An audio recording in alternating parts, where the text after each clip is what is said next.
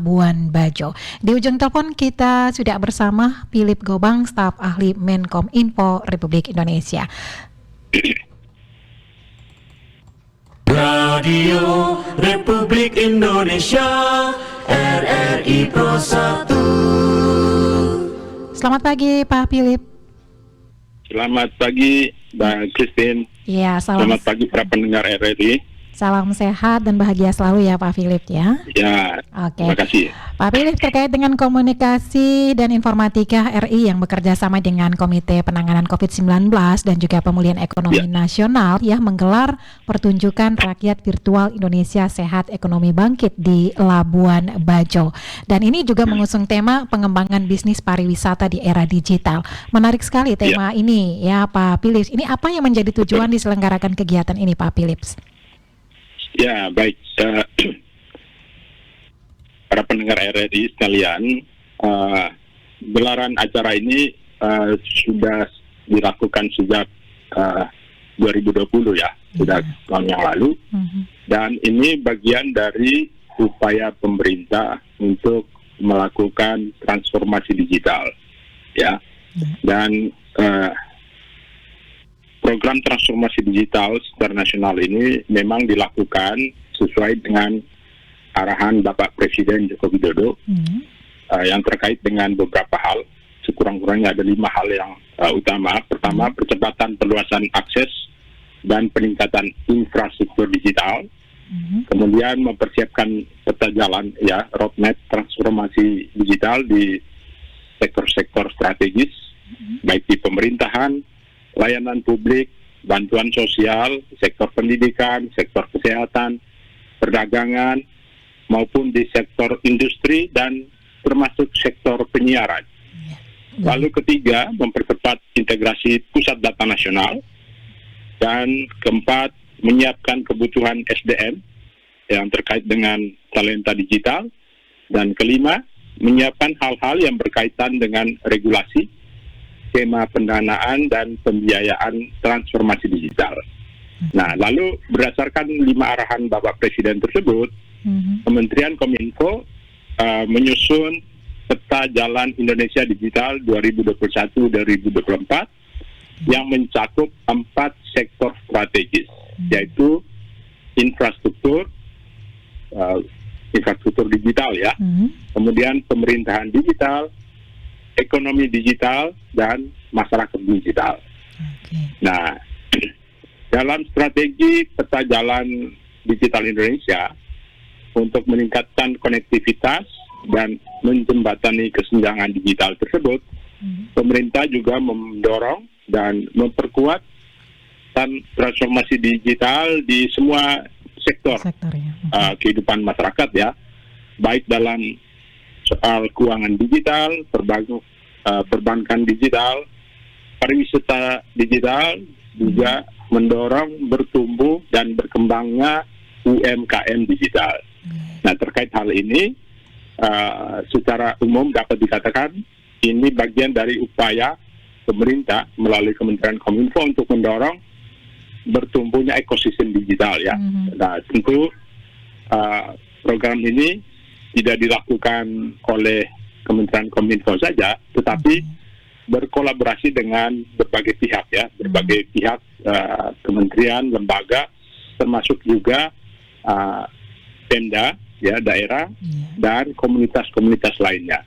Dan upaya ini memang merupakan upaya besar yang didorong oleh Presiden untuk mencapai 4 hal strategis yang saya sebutkan tadi. Nah, karena itu sejak tahun yang lalu Kementerian Kominfo bekerja sama dengan berbagai pihak yang saya sebut tadi, kemudian menyelenggarakan berbagai acara untuk mendorong bertumbuhnya ekosistem digital di berbagai daerah. Dan dengan begitu masyarakat secara luas mulai disiapkan sejak sekarang untuk pertama memahami bahwa kita saat ini sedang berada dalam perubahan besar ya, yang kita sebut atau dikenal dengan nama disrupsi ya, karena ada perubahan di bidang teknologi, informasi, dan komunikasi. Dan hal itu dipercepat terutama sejak masa pandemi yang hampir 2 tahun kita hadapi saat ini, yang terjadi secara global. Dan itu mendorong kita untuk beradaptasi dengan perubahan-perubahan besar yang saya sebutkan tadi. Dan dalam perubahan-perubahan besar itu, kita didorong juga untuk mulai menyiapkan diri beradaptasi dengan lingkungan baru, lingkungan perubahan itu, dengan jembatan utama yang tadi disebut di awal adalah melalui konektivitas jejaring. Kurang lebih seperti itu. Oke, apalagi ini memasuki era revolusi industri 4.0 seperti itu ya, Pak Philip. Dan ini tentunya juga akan mengunggah secara mendasar wajah berbagai industri termasuk industri pariwisata. Nah, tantangan terbesar apa nih Pak Philip yang harus diperhatikan untuk bisa bersaing ya dalam pengembangan bisnis pariwisata selain kita benar-benar memanfaatkan revolusi industri 4.0 ini, Pak Philip? Baik, kalau saya bicara untuk fokus ke konteks lokal kita ya, di Labuan Bajo atau NTT pada umumnya, itu punya potensi sangat besar karena ada satu destinasi super premium di Labuan Bajo. Nah, ketika menyebut destinasi super premium Labuan Bajo, titiknya tidak hanya ada di Kabupaten Manggarai Barat, tetapi di seluruh Pulau Flores. Ya, menyebut destinasi super premium Labuan Bajo itu meliputi seluruh Pulau Flores, bahkan juga termasuk pulau-pulau di sekitarnya. Ya, kenapa? Karena dia punya kekhasan dan keunikan tersendiri di situ.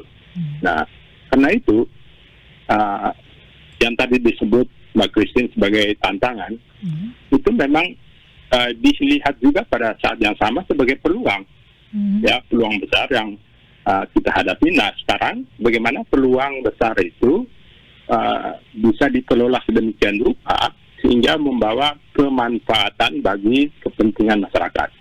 Nah, kalau kita tarik lebih khusus lagi terkait hal ini, maka peluang besar itu bisa diambil oleh para pelaku UMKM yang tadi saya sebut ya. Karena saat ini untuk seluruh Indonesia ya ada setidaknya lebih dari 60 juta UMKM Indonesia ya, atau lebih ya, kurang lebih seperti itu. Nah, dan dari jumlah sekian itu yang baru bermigrasi ke digital itu baru mencapai sekitar 11 jutaan ya, 11 jutaan. Nah, memang perlu tahapan untuk bisa secara penuh beralih ke digitalisasi. Nah, dalam kaitan itu Kementerian Kominfo mempunyai beberapa program stimulus untuk mendorong percepatan UMKM beralih ke digital. Nah, dengan mendorong agar para pegiat atau aktivis UMKM dimanapun, terutama di daerah-daerah yang masuk dalam lingkup daerah pariwisata seperti yang saya sebut tadi di Labuan Bajo, ambil bagian untuk mendapatkan peluang besar ini secara ekonomi. Karena Presiden sudah mengatakan untuk mendorong terbangunnya ekonomi digital. Karena kita tahu bahwa salah satu tulang punggung perekonomian nasional saat ini adalah UMKM, ultramikro, dan koperasi yang menyumbang sekitar 61% dari pendapatan nasional.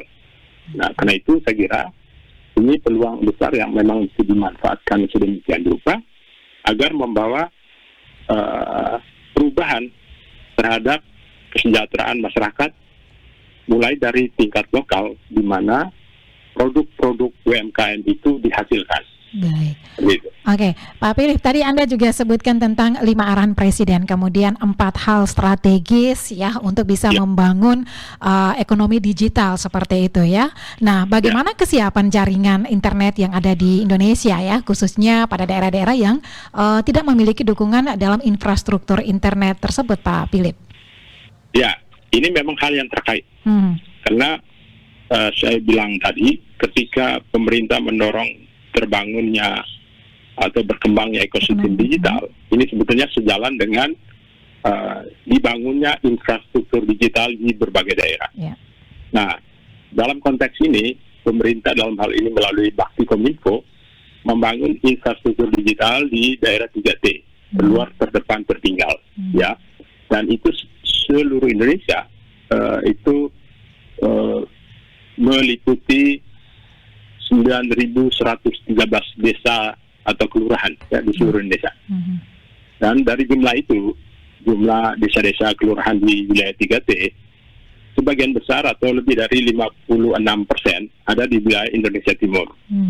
Nah, kemudian sebagiannya 3.453 desa kelurahan lainnya yang tidak termasuk wilayah 3T atau disebut wilayah komersial, itu menjadi bagian tanggung jawab operator seluler untuk menyediakan infrastrukturnya.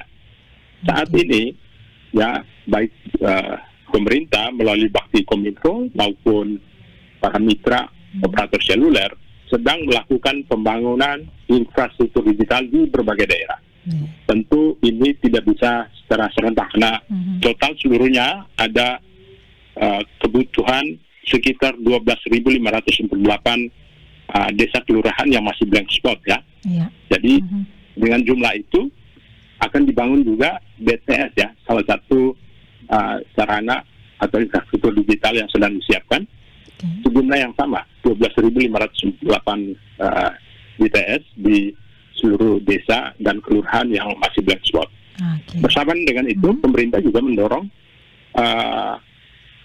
berbagai infrastruktur lainnya yang terkait untuk membangun atau menciptakan konektivitas jejaring internet maupun seluler melalui fiber optik ya. Itu yang kita kenal dengan program Pelaparin yang sudah dilakukan sejak beberapa tahun yang lalu. Dan di samping itu juga pemerintah melalui Kementerian Kominfo saat ini sedang menyiapkan satu satelit ya, satelit Republik Indonesia, Satria 1, yang saat ini stasiun buminya sedang dibangun di Cikarang, Jawa Barat, dan direncanakan akan mengorbit pada semester kedua 2023. Nah, semua ini memang dimaksudkan untuk menyediakan coverage jejaring internet di seluruh pelosok tanah air. Ya, dan satelit itu dimanfaatkan terutama untuk daerah-daerah yang secara geografis, ya secara topografis sulit untuk dibangun infrastruktur fisik di darat, di daerahnya seperti BTS dan sebagainya. Maka konektivitas internetnya bisa difasilitasi langsung melalui satelit.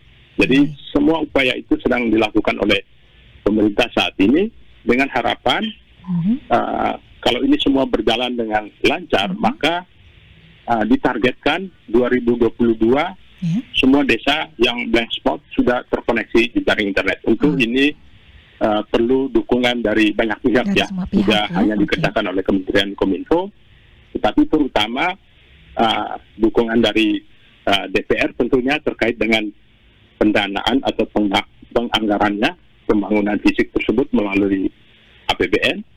Juga dukungan dari Pemda terkait, di mana titik-titik lokasi dibangunnya infrastruktur tersebut akan ditentukan koordinatnya. Dengan harapan bahwa ketika titik koordinat dibangunnya infrastruktur BTS misalnya di satu daerah sudah ditetapkan, maka diharapkan pengembangan daerah setempat juga terjangkau dalam daerah jangkauan internet tersebut. Karena misalnya satu infrastruktur BTS dibangun di desa A misalnya, diharapkan bahwa semua konsentrasi pengembangan desa A ada di sekitaran jangkauan konektivitas internet tersebut. Kalau itu dibangun di tempat lain, bergeser, maka akan membuat daerah blank spot baru lagi. Nah, dengan demikian dibutuhkan kerjasama penting dengan pemerintah daerah untuk berkoordinasi mengembangkan daerah atau desa setempat dalam jangkauan konektivitas internet, sehingga itu memudahkan semua pengembangan berbasis digital bisa dilakukan, baik di pemerintahan lokal di desa maupun untuk pelayanan kesehatan dan pendidikan di desa, seperti puskesmas atau sekolah-sekolah di wilayah desa dan seterusnya.